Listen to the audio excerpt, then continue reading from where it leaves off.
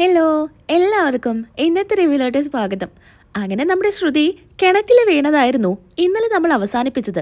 ശ്രുതിയെ രക്ഷിക്കാനായിട്ട് ശ്യാമായിരിക്കും അങ്ങോട്ട് ചെല്ലുന്നുണ്ടായിരിക്കുക. ശ്യാമാണെങ്കിൽ ശ്രുതിയോട് പലതവണ പറയുന്നുണ്ട്, ശ്രുതി നീ എൻ്റെ കൈ പിടിക്ക്, ഇങ്ങ് കയറ് എന്നൊക്കെ പറയുമ്പോഴും ശ്രുതി പറയുന്നത്, നീ പോയിട്ട് അശ്വിൻ സാറിനെയോ ആകാശ് സാറിനെയോ എൻ്റെ ചേച്ചിയെയോ വിളിച്ചിട്ട് വാ. എന്തിനാ ശ്രുതി ഈ സമയത്ത് വാശി പിടിക്കുന്നേ? നീ എന്റെ കൈ പിടിക്ക്. ശ്യാം പറയുന്നതൊന്നും ശ്രുതി കേൾക്കുന്നുണ്ടായിരിക്കില്ല. വീണ്ടും വിളിക്കുന്നത് അശ്വിനെ തന്നെയായിരിക്കും ശ്രുതി. അങ്ങനെ ഉറക്കെ വിളിക്കുന്നുണ്ട്.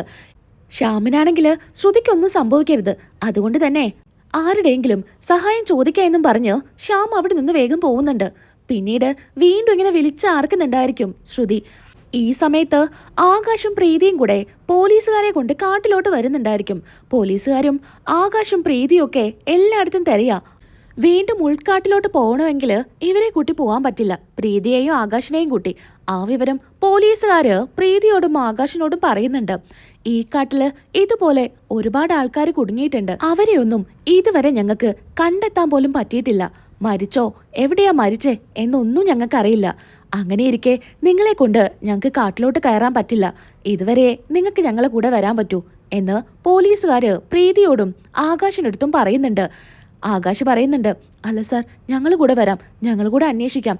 ഞാൻ പറയുന്നത് നിങ്ങളൊന്ന് കേൾക്ക്. എന്തായാലും ഇനി അങ്ങോട്ട് നിങ്ങളെ കൂട്ടി പോകാൻ പറ്റില്ല, നിങ്ങൾ റിസോർട്ടിലോട്ട് പൊക്കോളൂ. ഇത് കേൾക്കുന്ന പ്രീതി പറയുന്നുണ്ട്, സാർ അവിടെ പോയാലും എൻ്റെ മനസ്സ് ഇവിടെ ആയിരിക്കും, ഞാനിവിടെ നിൽക്കട്ടെ. നിങ്ങൾ എന്താ പറയുന്നത് മനസ്സിലാക്കാത്തെ? ഞങ്ങൾ പോയി അന്വേഷിച്ചിട്ട് വിവരം പറയാം എന്നും പറഞ്ഞ് അവരെ പറഞ്ഞു വിടാണ്. മനസ്സില്ലാ മനസ്സോടു കൂടി പ്രീതി ആകാശിന്റെ കൂടെ പോകുന്നുണ്ട് റിസോർട്ടിലോട്ട്. അവിടെയാണെങ്കിൽ അഞ്ജലി ആകെ ടെൻഷനിലായിരിക്കും. മാറി മാറി എല്ലാവരുടെ ഫോണിലോട്ടും വിളിക്കുന്നുണ്ട്. ആരുടെ ഫോണും റിങ് ചെയ്യുന്നുണ്ടായിരിക്കില്ല. ആകെക്കൂടെ ടെൻഷനില് അഞ്ജലി പറയുന്നുണ്ട്, എന്തായിരിക്കും പറ്റിയിരിക്കുക, ആകെക്കൂടെ ടെൻഷൻ ആവുന്നുണ്ടല്ലോ എന്നൊക്കെ പറഞ്ഞിരിക്കുമ്പോഴായിരിക്കും അങ്ങോട്ടേക്ക് പ്രീതിയും ആകാശം വരുന്നത്.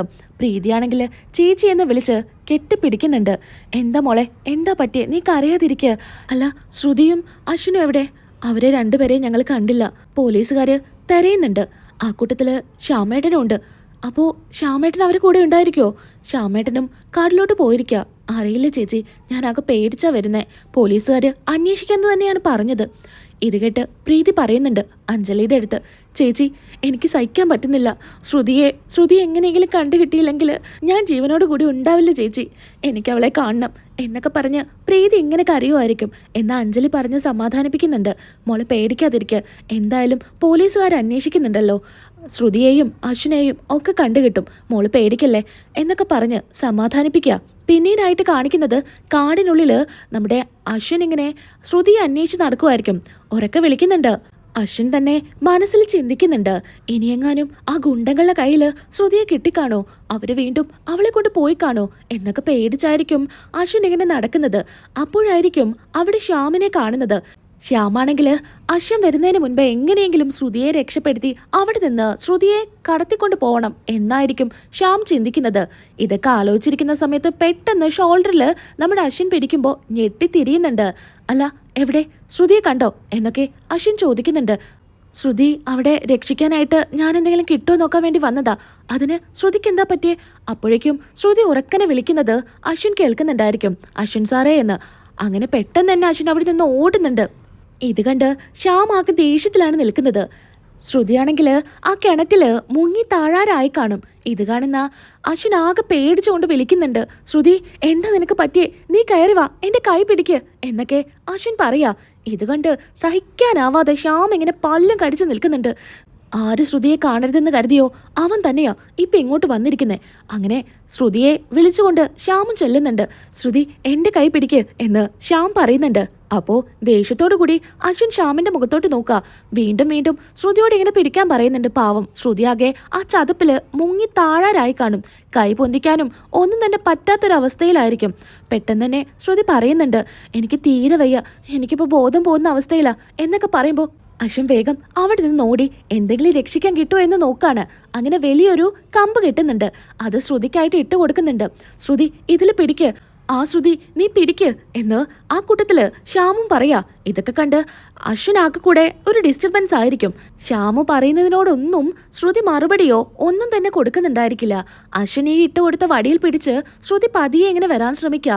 പെട്ടെന്ന് താഴോട്ട് പോവാൻ നോക്കുന്നുണ്ട്. വീണ്ടും വലിച്ചു കയറ്റുകയാണ്. അങ്ങനെ ശ്രുതി കരക്കെത്തിക്കുന്നുണ്ട്. ശ്രുതിയെ വലിച്ച് കരക്കെത്തിക്കുന്ന സമയത്ത് ശ്രുതിയുടെ ബോധം പോയി കാണും. അപ്പോഴേക്കും തെരഞ്ഞു വന്ന പോലീസുകാരും ഇവരുടെ അടുത്തോട്ട് വരുന്നുണ്ട്. ശ്രുതി, അശ്വിൻ നിങ്ങളാണോ? അതെ സാർ. അങ്ങനെ ശ്രുതിയെ തട്ടി വിളിക്കുന്നുണ്ട്. ശ്രുതി എഴുന്നേക്കുന്നുണ്ടായിരിക്കില്ല. അവരാണെങ്കിൽ കയ്യിലുള്ള ബോട്ടിലെ വെള്ളം കൊടുത്ത് തളിക്കുന്നുണ്ട്. അപ്പൊ തന്നെ ശ്രുതിക്ക് ബോധം വരിക. അങ്ങനെ പതിയെ ശ്രുതിയുമായിട്ട് അവിടെ നിന്ന് പോലീസുകാരും അശ്വിനും പോകുന്നുണ്ട്.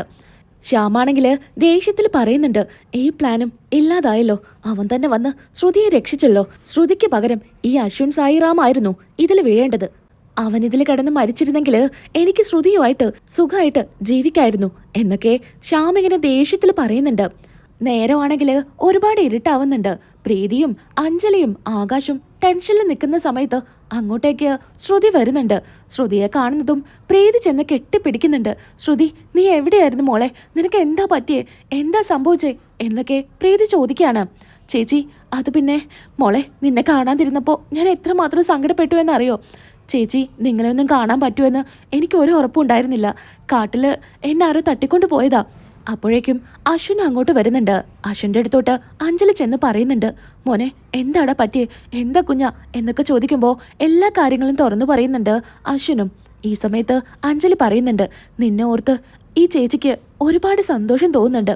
ശ്രുതിയെ ഓർത്ത് എനിക്ക് ടെൻഷനൊന്നും ഉണ്ടായിരുന്നില്ല. നീ എങ്ങനെയെങ്കിലും അവളെ കൊണ്ടുവരുമെന്ന് എനിക്കറിയായിരുന്നു. ഇക്കാര്യമൊക്കെ മുത്തശ്ശി അറിഞ്ഞിരുന്നെങ്കിൽ വല്ലാത്ത സങ്കടാവും. തൽക്കാലം ഇപ്പൊ മുത്തശ്ശിയോടൊന്നും പറഞ്ഞിട്ടില്ല. അങ്ങോട്ടേക്ക് പോലീസുകാർ വരുന്നുണ്ട്. അവര് പറയുന്നുണ്ട്, എന്തോ ഭാഗ്യം കൊണ്ടാ നിങ്ങൾ രക്ഷപ്പെട്ടത്. എന്തായാലും അശ്വിൻ കറക്റ്റ് സമയത്ത് ശ്രുതിയെ രക്ഷപ്പെടുത്തിയത് കൊണ്ട് കാട്ടിലോട്ട് കയറി ഒരുപാട് പേര് ഇതുപോലെ കാണാതായിട്ടുണ്ട്. ഞങ്ങൾ കരുതിയിരുന്നത് വന്യമൃഗങ്ങൾ ആക്രമിച്ചു കൊന്നിട്ടും അല്ലെങ്കിൽ ഇതുപോലെ ചതുപ്പിലൊക്കെ വീണിട്ടായിരിക്കും മരിച്ചിരിക്കുക എന്നാ. പിന്നീട് അവരെ ഒന്നും കണ്ടെത്താൻ പറ്റിയിട്ടുണ്ടായിരുന്നില്ല. ഈയൊരു സംഭവത്തോടു കൂടി ഞങ്ങൾക്കൊരു കാര്യം മനസ്സിലായി. കാടിനുള്ളിൽ ഇങ്ങനെ ചില കാര്യങ്ങൾ കൂടെ നടക്കുന്നുണ്ട്. തട്ടിക്കൊണ്ടു പോക്ക്. അതെന്തായാലും നിങ്ങൾ കാരണം ഞങ്ങൾക്ക് മനസ്സിലാക്കാൻ സാധിച്ചു. നിങ്ങൾ പറയുവാണെങ്കിൽ ഒരു രേഖാചിത്രം വരയ്ക്കാം. അവിടെ കണ്ടവരിലെ ആരുടെയെങ്കിലും മുഖം നിങ്ങൾക്ക് വരയ്ക്കാനായിട്ട് പറയാൻ പറ്റുമോ? സാർ, ഞാനവിടെ ചെന്ന സമയത്ത് എങ്ങനെയെങ്കിലും ശ്രുതിയെ രക്ഷിക്കണമെന്ന് മാത്രമേ ഉണ്ടായിരുന്നുള്ളൂ. അവന്മാരുടെ മുഖം ഞാൻ വ്യക്തമായിട്ട് കണ്ടില്ല. ഈ സമയത്ത് ശ്രുതി പറയുന്നുണ്ട്, സാർ, എനിക്ക് വ്യക്തമായിട്ട് ഓർമ്മയുണ്ട്. പക്ഷേ മാസ്ക് ഇട്ട കാരണം എനിക്ക് കണ്ണിൻ്റെ ഭാഗം മാത്രമേ ഓർമ്മ വരുന്നുള്ളൂ. അത് മതി. അത് പറഞ്ഞു തന്നാലും നമുക്ക് മാച്ച് ആവുന്നുണ്ടോ നോക്കാം. അവരുടെ സംസാരത്തിൽ നിന്ന് എനിക്ക് തോന്നിയത് ഇതിന് പിന്നിൽ വേറെ ആരോ ഉണ്ട്. അവര് പറഞ്ഞിട്ടാ ഇത് ചെയ്തേ എന്നാ. എന്തായാലും താനൊന്ന് വന്ന് പറയേ, നമുക്കൊരു രേഖാചിത്രം വരച്ചു നോക്കാം. എന്നാ വന്നോളൂ എന്നും പറഞ്ഞ് ശ്രുതിയും അശ്വിനും പോലീസുകാരുടെ അടുത്തോട്ട് പോകുന്നുണ്ട്. പിന്നീട് കാണിക്കുന്നത് ശ്യാമാകെ ടെൻഷനിലായിരിക്കും. അവന്മാരെ കിട്ടിയ ഉറപ്പായിട്ടും അവന്മാർ എൻ്റെ പേര് പറയും. ഇനിയിപ്പോ ഇതുവരെ നടന്ന കാര്യങ്ങളൊക്കെ ഞാനായിരിക്കും ചെയ്തു എന്നായിരിക്കും അവന്മാര് പറയാ. ഇതിപ്പോ പെട്ട അവസ്ഥയായല്ലോ എന്നൊക്കെ പറഞ്ഞായിരിക്കും ശ്യാം നിൽക്കുന്നുണ്ടായിരിക്കുക. ഈ സമയത്ത് അഞ്ജലി ശ്യാമിനോട് ചോദിക്കുന്നുണ്ട്, ശ്യാമേട്ടാ, അവന്മാരെ കിട്ടിയാല് വെറുതെ വിടരുത്. ഇല്ല അഞ്ജലി, അവന്മാരെ വെറുതെ വിടാൻ പാടില്ല എന്ന് ശ്യാമും പറയുന്നുണ്ട്. എന്നാ പ്രീതി പറയുന്നുണ്ട്, എൻ്റെ കയ്യിലെങ്ങാനും കിട്ടിയാല് ഞാൻ 4 കൊടുക്കും, പിന്നെ ചെരിപ്പൊരു തല്ലും എന്നൊക്കെ പറയുമ്പോൾ ആകെ കൂടെ ടെൻഷനിലായിരിക്കും ശ്യാം നിൽക്കുന്നുണ്ടായിരിക്കാം. അങ്ങനെ ശ്രുതി രേഖാചിത്രമൊക്കെ വരയ്ക്കാൻ സഹായിക്കുകയാണ്. ഏകദേശം ഒരു രൂപമൊക്കെ വരച്ചു കൊടുക്കുന്നുണ്ട്. കുറച്ച് ആൾക്കാരുമായിട്ട് മാച്ച് ആവുന്നുമുണ്ട്.